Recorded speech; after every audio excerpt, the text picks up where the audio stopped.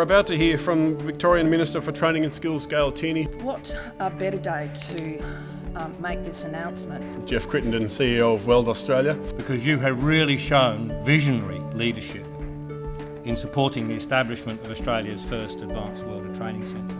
Congratulations, you really have done a wonderful job, and I thank you, absolutely thank you for all the work you've done. It's perfect.